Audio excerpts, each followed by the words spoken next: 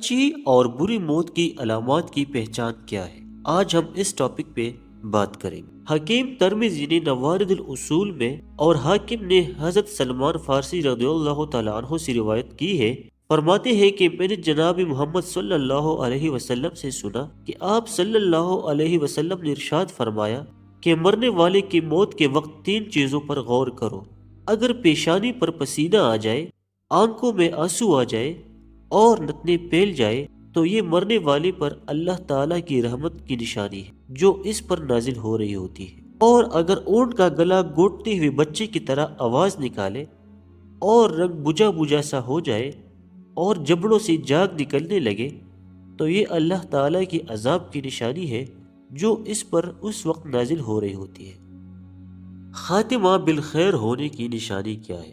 امام ترمذی نے اور حضرت امام حاکم نے حضرت انس رضی اللہ تعالیٰ عنہ سے روایت کی ہے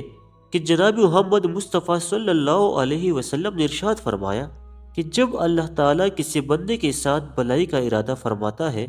تو اسے کام پر لگا دیتا ہے۔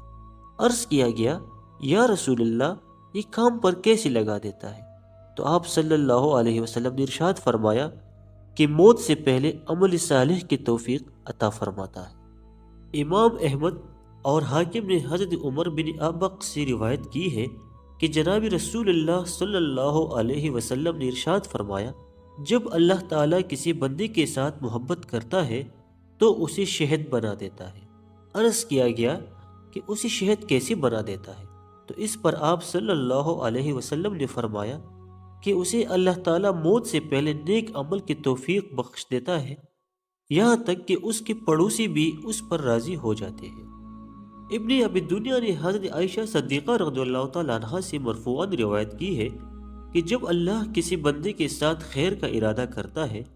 تو اس کے مرنے سے 1 سال پہلے ایک فرشتہ اس کے پاس بھیج دیتا ہے جو اسے برائی سے روکتا ہے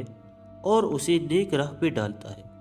یہاں تک کہ اچھے وقت پر اس کی موت واقع ہو جاتی ہے، اور لوگ بھی پھر کہہ دیتے ہیں